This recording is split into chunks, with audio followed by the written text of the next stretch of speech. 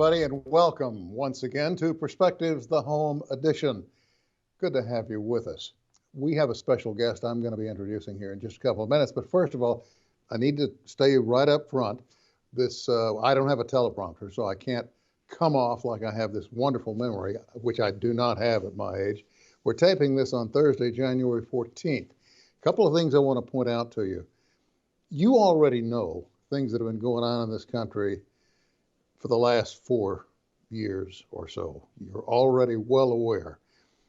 I want to take you back in time just a little bit to when newspapers really cranked out bottom line news. Remember this? Remember that headline? It was all over the country. He was then pardoned by Gerald Ford, who was the vice president, who never, because of that pardon, was able to be elected president.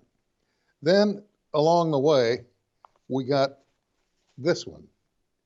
Remember this? President Obama, first Black American to be elected president. That was quite a day. That's from the Washington Post.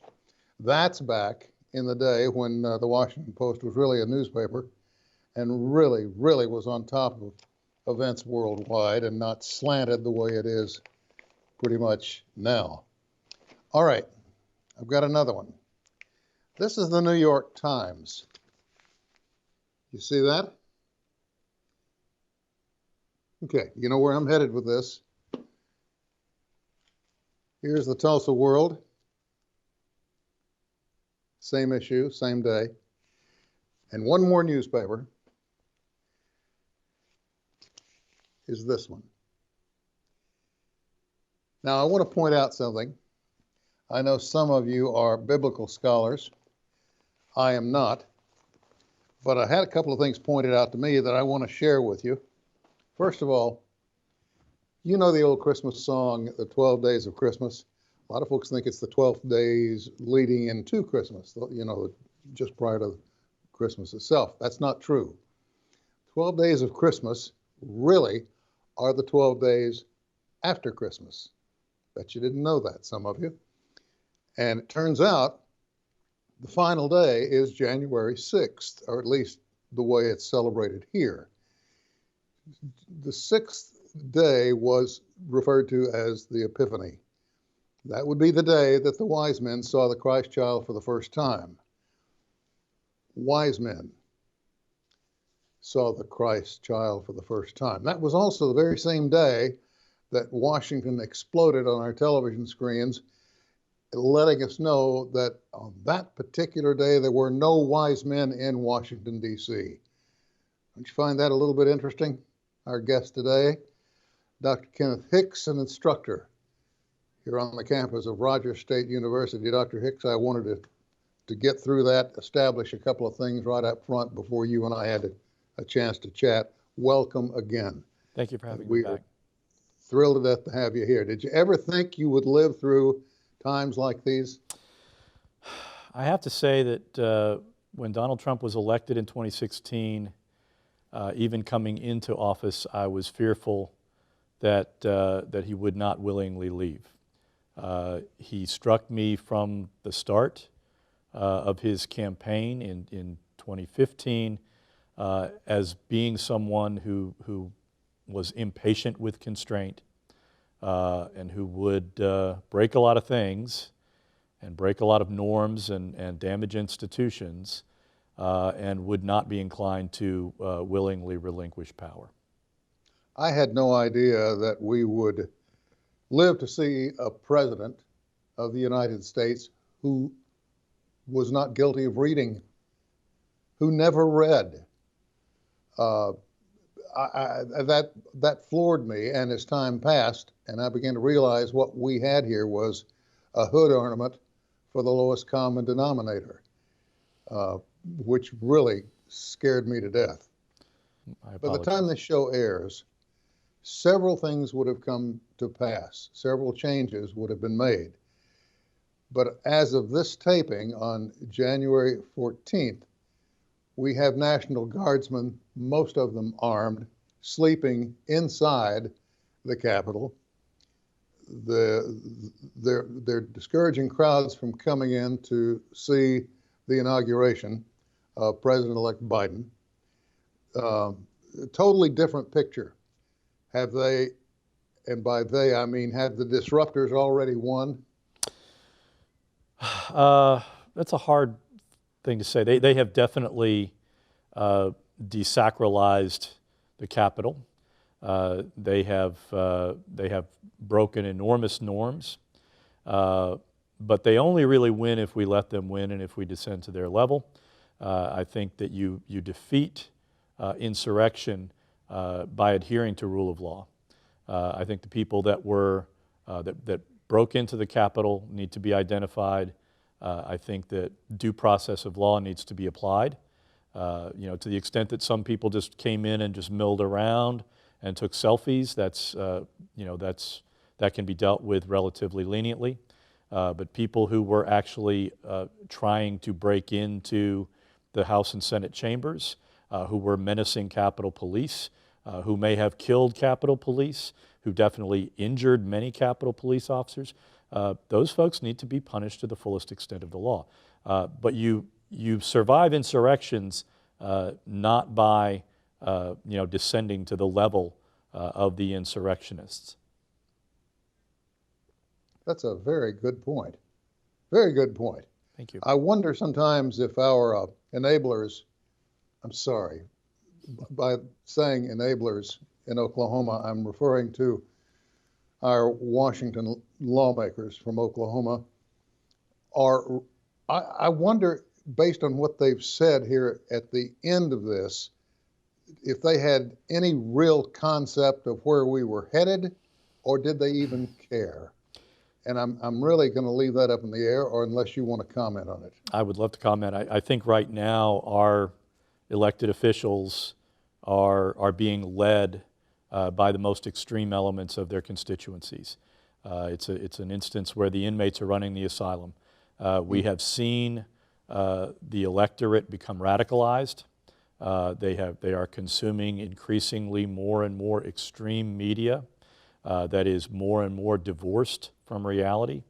And I think that, for example, an otherwise fairly sane and calm guy like James Lankford agreeing to challenge the electoral results on January 6th is almost certainly, almost entirely attributable to the fact that he's up for re-election in 2022, and he is more afraid of a primary challenger from the right than he is, a Democrat in a general election.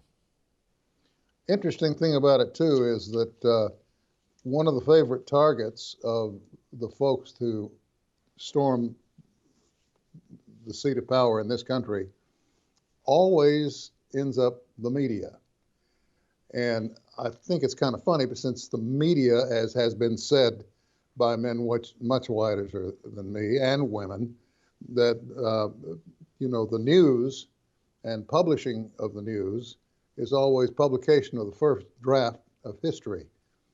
And somebody else came along and said, well, you know who writes history? Whoever won. So you can look at that one of two different ways. But I think if I read it correctly, we got an element involved here that doesn't like the media because they tell the truth, with a couple of exceptions, that being Fox, the network, and Rupert Murdoch, the owner. It troubles me that I see all media folk being painted with the same brush when it should be, when they should look at the whole thing. I saw Christian crosses and I saw a Jewish Star of David. So everybody was involved, or at least the symbols were used in the storming of the Capitol. That's very darn disturbing for a number of reasons. I agree. To get back to the idea that the media has become so controversial, the problem is that the media is, and we tend to ignore this fact in American culture. But the media is a political institution. Its job, and the reason it's protected by the First Amendment, is to create a fact pattern that citizens can then rely upon to make decisions. And the fact that it's become such a partisan issue. It used to be, what was it Daniel Patrick Moynihan once said, you're entitled to your own beliefs, but not your own facts. Well, now we can't even agree on facts, what constitutes a fact.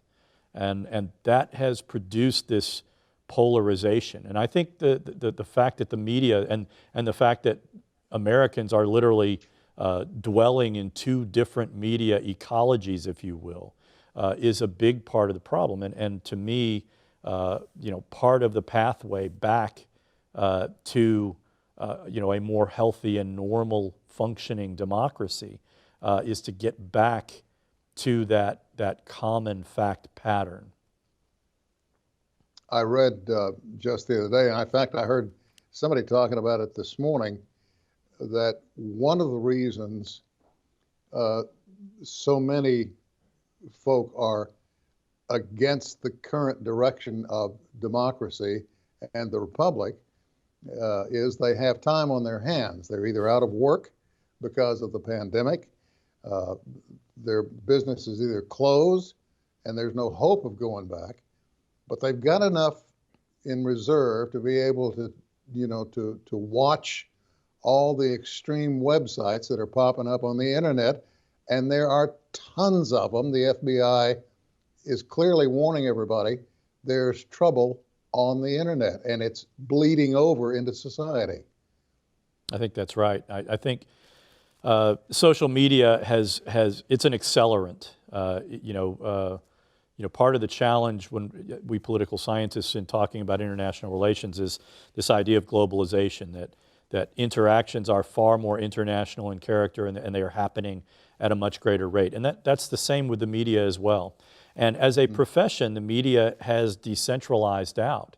There are more and more news is actually happening on social media platforms. And so we don't have this this notion that there is a paper of record that does objective reporting that everyone can rely on. Now, more and more, we have people consuming media on a faith-based, basis. They somebody that they trust says it, therefore it's true, regardless of whether, that person's utterances have been confirmed and kind of normed within a journalistic profession. And so we're really witnessing the deprofessionalization of journalism in ways that is harmful to our democracy. They arrested a gunman in New York who went into a pizza parlor where supposedly children had been kidnapped and were being eaten or abused, and he got that from social media, and it was directed toward he claimed, the involvement of Bill and Hillary Clinton, and he bought into that. Yes. Scary, scary stuff. We're going to take a short break, come back with more from Dr. Hicks right after this.